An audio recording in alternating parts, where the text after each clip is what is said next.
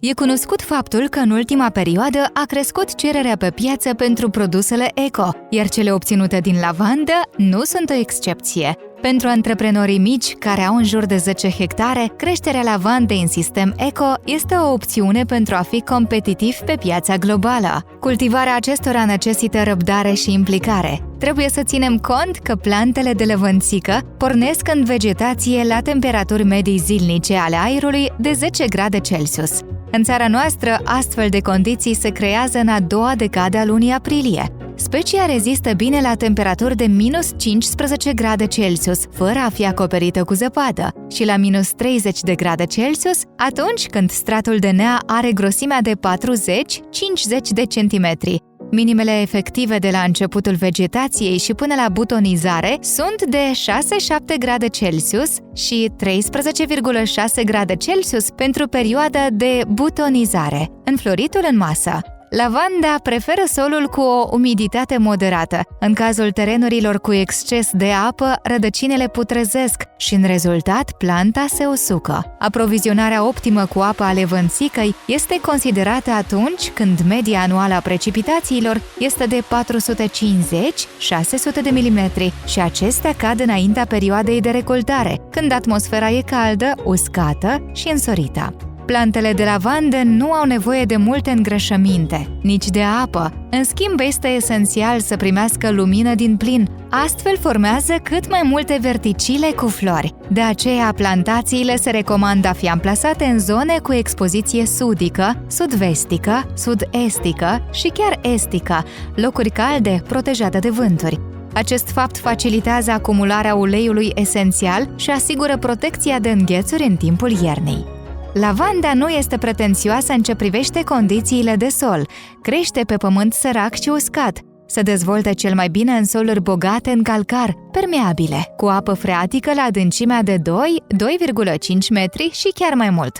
Terenurile cu salinitate înaltă trebuie evitate.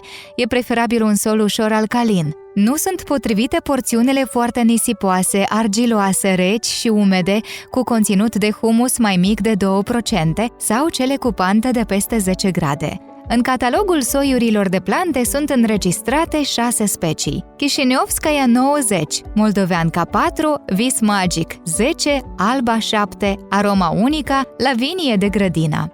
Lavanda este un semi-arbust, de aceea plantațiile sunt exploatate pe o perioadă de timp mai îndelungat, 10-12 ani sau chiar 20-30 de ani. Rădăcinile plantelor în al 5-lea an de viață ajung până la 2,8 metri adâncime. Astfel se creează un efect anti-erozional. Perioada prielnică de creare a unei plantații cu puieți înrădăcinați este toamna, a doua jumătate a lunii octombrie, până la înghețuri. Se sădesc manual sau mecanizat. În anii secetoși, plantatul se va face cu irigare.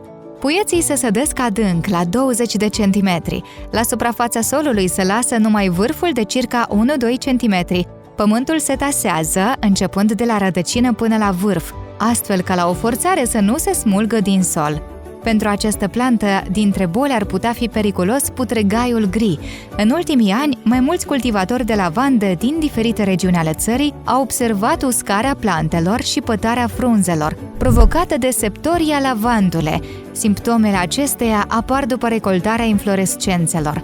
Probabilitatea de contaminare cu septorioză crește atunci când în preajma plantației de lavandă este una de floarea soarelui. Primul simptom este pătarea frunzelor. Petele roșii cafenii, care cu timpul devin albicioase, cu o dungă roșietică pe margine, sunt evidente pe partea superioară a frunzelor, așa că acesta se usucă și cad. Controlul ar putea fi eficient prin igiena culturii de lavandă. Procedura se recomandă să fie făcută toamna, când procesele vegetative sunt oprite. În mod special, lanurile de lavandă trebuie ocrotite de vânt, inundații, aerosoluri de pesticide de la plantațiile din vecinătate. La periferie se recomandă plantarea unui gard dens sau cel puțin câteva rânduri de porumb, pentru a proteja culturile de vânturi puternice, care scad conținutul de ulei esențial și protejează de aerosolul substanțelor chimice administrate foliar în gospodăriile vecine. Perioada de înflorire a lăvânțicăi durează 30-40 de zile. Momentul de începere a recoltării pentru fiecare soi în parte este foarte important. De el depinde volumul de producție de ulei, dar și calitatea acestuia.